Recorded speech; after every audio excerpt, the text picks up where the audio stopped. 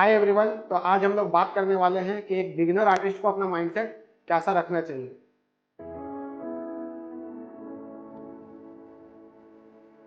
Artist mindset का सबसे बड़ा रूल है डिसिप्लिन, कंसिस्टेंसी और प्रैक्टिस। ये 3 रूल आपको फॉलो करना पड़ता है। और स्टार्टिंग में आपका कोई भी लाइन परफेक्ट नहीं होगा, कोई शेडिंग स्मूथ नहीं होगा। उसके लिए आपको डेली प्रैक्टिस करना होगा। कोई फैमिली फंक्शन नहीं, कोई फेस्टिवल नहीं, आपको पूरा फोकस रहना होगा अपने काम में। स्टूडियो में कोई भी क्लाइंट आए या ना आए, आपको रेगुलर स्टूडियो जाना है।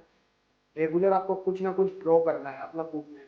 जो भी आपका स्केच बुक होगा, आपको रेगुलर उसमें कुछ भी ड्रॉ करना है, स्मॉल रहे या बिग रहे, कुछ भी एक छोटा सा कोई कॉन्सेप्ट लेके उसमें आपको ड्रॉ करना है रेगुलर। और कभी भी अपने काम को किसी और के काम से कंपेयर मत करो, क्योंकि हर एक आर्टिस्ट का फ्लो, हर एक आर्टिस्ट का स्टाइल काम करने का, सबका अलग अलग टेक्निक रहता है काम करने का। तो आप अपना काम को किसी से भी कंपेयर मत करो, आप उनसे सीखो, ना कि आप कंपेयर करो। कभी भी कंपेयर मत किया करो अपने काम को। आप अगर बिगिनर हो तो आप अभी स्टूडियो मत लो, आप अपना घर से ही स्टार्ट करो। 2 साल 3 साल अपने घर पे ही करो, अपना पोर्टफोलियो को अच्छे से बिल्ड करो, उसके बाद ही स्टूडियो लो। अगर आप अभी स्टूडियो ले लोगे तो आपको फिर क्लाइंट बेस बनाने में बहुत ज़्यादा दिक्कत होगा। तो इसीलिए पहले स्टूडियो मत लो, पहले आप अपना घर से ही करो। आपको लगेगा कि आपको किसी का भी स्टूडियो देख के लगेगा कि हमको भी ऐसा स्टूडियो चाहिए, हम भी ऐसा लेंगे, तो पहले आप स्टूडियो के बारे में मत सोचो। पहले आप अपना काम को अच्छा बनाओ।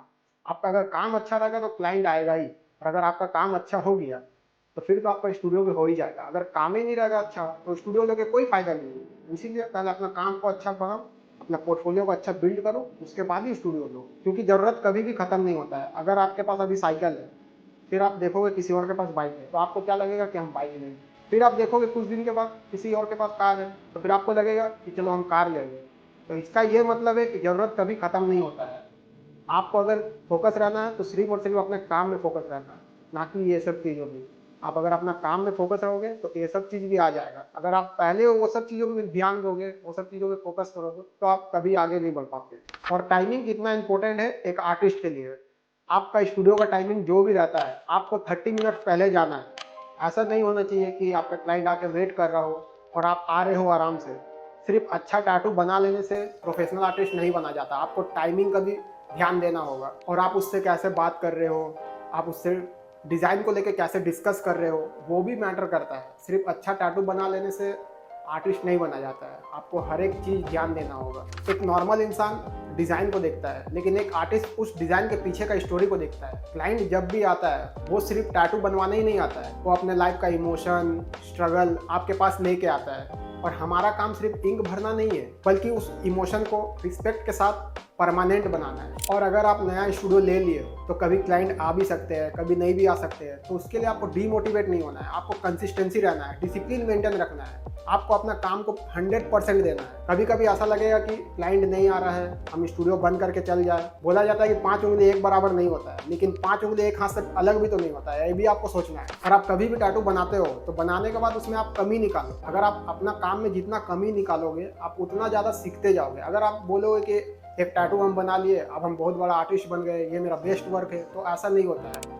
आपको अपना काम में कमी निकालना है। आप अपना काम में कमी निकालोगे तभी आप आगे बढ़ पाओगे।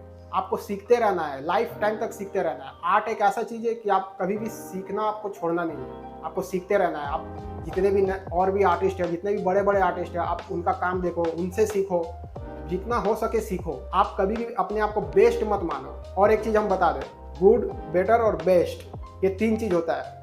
आपको बेटर रहना है, बेस्ट नहीं बनना है। बेटर रहोगे तो एक मोटिवेशन रहेगा बेस्ट बनने का। अगर आप अपने आप को ही बेस्ट मान लोगे तो फिर आप बेस्ट के आगे तो कुछ है नहीं, तो फिर आप आगे क्या करोगे। इसीलिए आपको बेटर रहना है, ताकि आपको मोटिवेशन रहे कि आप बेस्ट बन सको। और आपको कभी भी अपने आप को बेस्ट नहीं बोलना है। बोलने के लिए और भी आर्टिस्ट है, और भी क्लाइंट है, वो आपको बेस्ट बोलेंगे। आप अगर अपने आप को ही बेस्ट मानने लग जाओगे ना, तो फिर आपका काम में वो इफेक्ट दिखेगा। अगर आप भी एक टैटू आर्टिस्ट या ड्राइंग आर्टिस्ट बनना चाहते हो तो मशीन और पेंसिल खरीदने से पहले अपना माइंड को स्ट्रॉन्ग करो। क्योंकि टैटू और ड्राइंग बनाना एक काम है, लेकिन आर्टिस्ट बनना एक जर्नी है। और अगर आपको वीडियो इन्फॉर्मेटिव लगा हो तो कमेंट में जरूर बताइएगा। तो इस वीडियो को यहीं तक रखते हैं, मिलते हैं आपसे नेक्स्ट वीडियो में।